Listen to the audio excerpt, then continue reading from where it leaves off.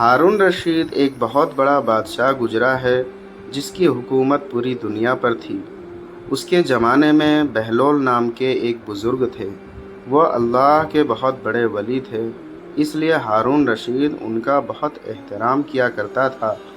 ہارون رشید کی بیوی جن کا نام زبیدہ تھا، وہ بہت ہی نیک عورت تھی۔ زبیدہ نے اپنے محل میں ایسی 1000 نوکرانیاں رکھی ہوئی تھیں جو قرآن کی حافظہ تھیں، اور قرآن کی تلاوت کے لیے ان سب کی ڈیوٹی الگ الگ شفٹوں میں لگی ہوئی تھی، جس کا نتیجہ یہ ہوتا تھا کہ محل میں 24 گھنٹے قرآن کی تلاوت ہوتی رہتی تھی، اور اس کا محل قرآن کا گلشن لگتا تھا۔ ایک دن کی بات ہے کہ ہارون رشید اپنی بیوی زبیدہ کے ساتھ دریا کے کنارے ٹہل رہے تھے کہ ایک جگہ بزرگ دانا بہلول کو بیٹھے ہوئے دیکھا۔ دیکھتے ہی اس نے سلام کیا تو دانا بہلول نے جواب دیا۔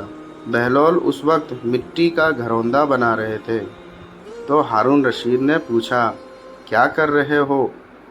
بہلول نے جواب دیا، ریت میں گھر بنا رہا ہوں۔ ہارون رشید نے پوچھا، کس کے لیے بنا رہے ہو؟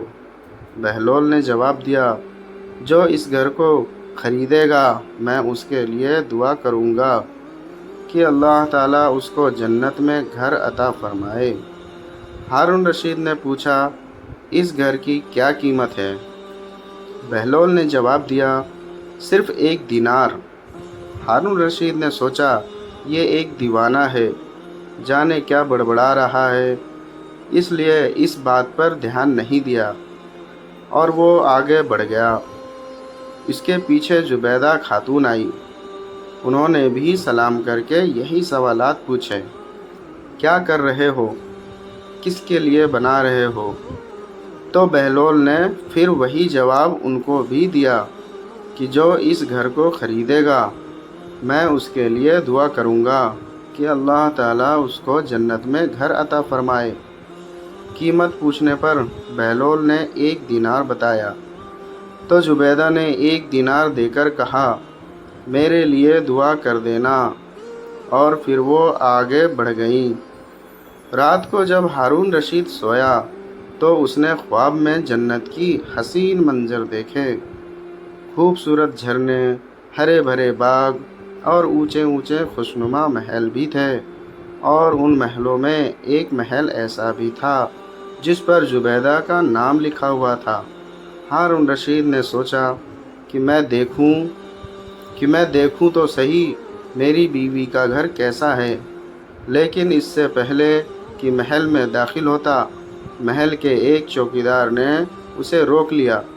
ہارون رشید نے کہا، اس محل پر میری بیوی کا نام لکھا ہے، یہ میری بیوی کا ہے، اس لیے مجھے اندر آنا ہے۔ چوکیدار نے کہا، نہیں، یہاں کا قانون الگ ہے، یہاں جس کا نام ہوتا ہے اسی کو اندر جانے کی اجازت ہوتی ہے، اس کے علاوہ کسی اور کو نہیں۔ جب چوکیدار نے ہارون رشید کو پیچھے دھکا دیا تو ہارون رشید کی نیند کھل گئی۔ جاگنے پر اسے یقین ہو گیا کہ بہلول کی دعا زبیدہ کے حق میں قبول ہو گئی، اور خود پر افسوس کرنے لگا کہ میں بھی اپنے لیے ایک گھر خرید لیتا تو کتنا اچھا ہوتا۔ وہ ساری رات اسی افسوس میں کروٹیں بدلتا رہا۔ صبح آنکھ کھلی تو اس نے سوچا کہ آج ضرور میں دریا کے کنارے جاؤں گا اور بہلول سے دعا کروا کے اپنے لیے جنت میں ایک مکان ضرور خریدوں گا۔ اگلے دن وہ دریا کے کنارے بہلول کو تلاش کرتے ہوئے ادھر ادھر دیکھ رہا تھا کہ اس نے پھر بہلول کو اسی طرح کا مکان بناتے دیکھا، تو قریب جا کر سلام کیا اور بہلول نے جواب دیا۔ اس کے بعد وہی سوالات شروع ہو گئے۔ ہارون رشید نے پوچھا، کیا کر رہے ہو؟ بہلول نے جواب دیا، ریت میں گھر بنا رہا ہوں۔ ہارون رشید نے پوچھا، کس کے لیے بنا رہے ہو؟ بہلول نے جواب دیا، جو اس گھر کو خریدے گا میں اس کے لیے دعا کروں گا کہ اللہ تعالیٰ اس کو جنت میں گھر عطا فرمائے۔ ہارون رشید نے پوچھا، اس گھر کی کیا قیمت ہے؟ بہلول نے جواب دیا، اس کی قیمت پوری دنیا کی بادشاہی ہے۔ ہارون رشید نے کہا، اتنی قیمت تو میں بھی نہیں دے سکتا، لیکن کل کو 1 ہی دینار کے بدلے دے رہے تھے اور آج پوری دنیا کی بادشاہی مانگ رہے ہو۔ بہلول نے کہا، بادشاہ سلامت، کل بنا دیکھے معاملہ تھا اور آج دیکھا ہوا معاملہ ہے۔